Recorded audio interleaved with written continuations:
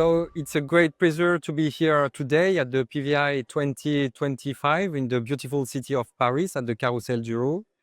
And today we are very, very lucky because we have a superstar, Professor Kaki Yeung from Amsterdam, a key opinion leader on AI, also in vascular surgery, a master of aortic repair. So please, Professor Kaki Yeung, can you introduce yourself, please?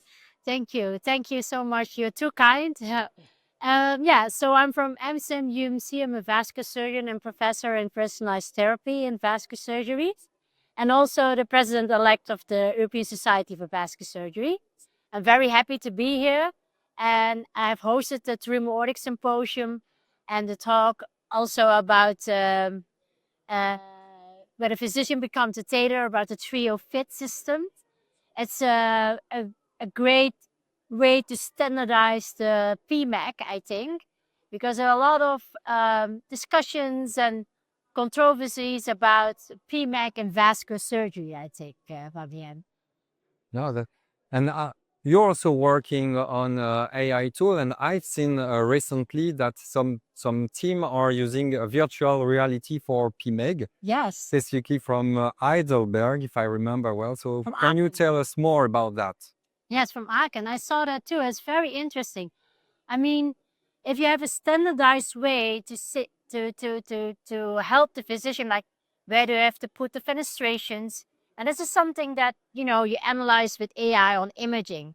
For example, that's what they do also at TREO FIT. They use an AI system to look at where the fenestrations has to be. It's a program, and then they make a tube, actually a silicone tube that is printed that you can shove around the stent graft.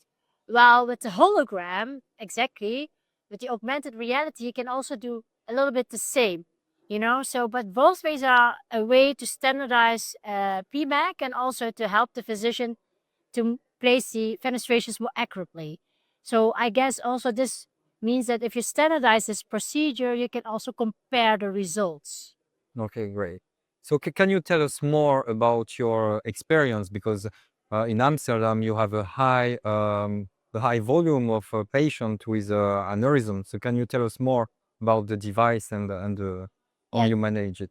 So we use for the fenestrations, we have different platforms. So it's always personalized on the patient. So we have different brands that we use actually.